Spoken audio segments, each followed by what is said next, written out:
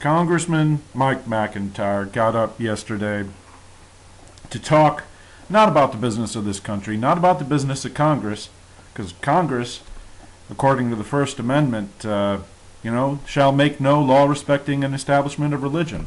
Religion just isn't the business of Congress, it's personal stuff. But Mike McIntyre interrupted the work of Congress to get up and talk about his religion and how everyone ought to practice according to his religion and ought to do his sort of religious ritual.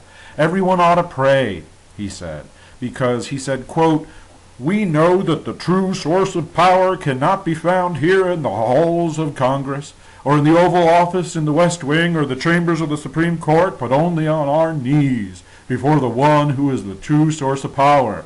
Oh, his divine being, his God." See, everyone shouldn't be off doing their own thing. He thinks it's the business of members of Congress to get up and preach about how everyone ought to follow his religion, not their own way, in spite of what the First Amendment says. But what he was promoting was the National Day of Prayer, which is actually a ritual that is not at all national. It's not a government-sponsored thing. And a lot of us Americans, we just either really don't believe in the power of prayer, or we just choose not to do it. And that's our own private right, Congressman McIntyre. But let's take a look at this, because the question is whether Mike McIntyre is a true believer in what he's saying. Is he saying it just because he believes out of his heart that the true power comes through prayer and not through Congress? As he says, that's what he said. It's not through Congress, but it's through prayer that you have true power. You got to ask yourself, if Mike McIntyre really believes that and isn't just trying to use religion to get political advantage, to have a pose so that he can win the next election, how come he keeps on running for re-election to Congress if he thinks that Congress isn't the source of power?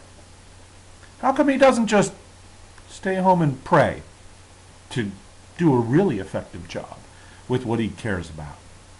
How come, if Mike McIntyre believes that it's the real power of prayer that we all need to pay attention to, that when he holds a meeting for his re-election with his supporters, for his re-election to Congress, he's asking for political action committees to give him $3,000 apiece?